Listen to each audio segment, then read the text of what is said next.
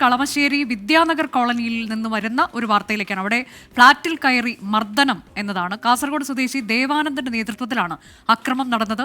Info പാർക്കിൽ internship ചെയ്യുന്നവർക്ക് പരുക്കേറ്റു. അക്രമത്തിന്റെ CCTV ദൃശ്യങ്ങൾ 24-ന് ലഭിച്ചു.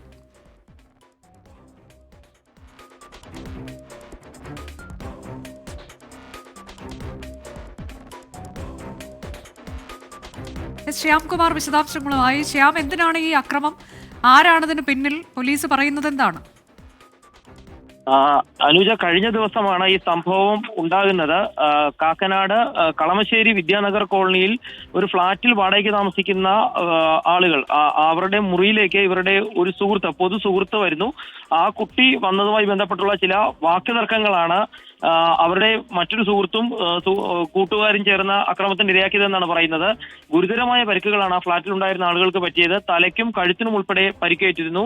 കാസർഗോഡ് സ്വദേശി ദേവാനന്ദന്റെ നേതൃത്വത്തിൽ 5-അംഗ സംഘം മർദ്ദനം നടത്തിയെന്നുള്ളതാണ് പോലീസ് കണ്ടെത്തിയിരിക്കുന്നത്. അതിന്റെ CCTV ദൃശ്യങ്ങളാണ് ഇപ്പോൾ നമ്മൾ സംരക്ഷണം ചെയ്യുന്നത്. ഏതായാലും പ്രതികൾക്ക് വേണ്ടി പോലീസ് അന്വേഷണം ആരംഭിച്ചിട്ടുണ്ട്. പരിക്കേറ്റവരെല്ലാവരും തന്നെ കളമശ്ശേരി മെഡിക്കൽ കോളേജ് ആശുപത്രിയിൽ ചികിത്സയിൽ കഴിയുകയാണ്. വാക്കുതർക്കം ഉണ്ടാകുകയും ഫ്ളാറ്റ് പുറത്തുനിന്ന് അതിന്റെ വാതിൽ തല്ലി തുറന്ന് അകത്ത് കയറിയ ആളുകളെ കമ്പും വടികളും ഉപയോഗിച്ച് മർദ്ദിക്കുകയായിരുന്നു എന്നാണ് പോലീസ് പറയുന്നത്. കൊലപാതക ശ്രമത്തിനടക്കമാണ് നിലവിൽ കളമശ്ശേരി പോലീസ് കേസെടുത്തിരിക്കുന്നത്. ശ്യാംകുമാറാണ് കൊച്ചിയിൽ നിന്ന് വിവരങ്ങൾ നൽകിയത്. ആ ദൃശ്യങ്ങൾ കാണുമ്പോൾ തന്നെ നമുക്ക് അറിയാം അല്ലേ, അതിക്രമിച്ചങ്ങ് കയറുകയാണ്. ഇതൊക്കെ എന്താ സംഭവിക്കുന്നതെന്ന് അറിയില്ല.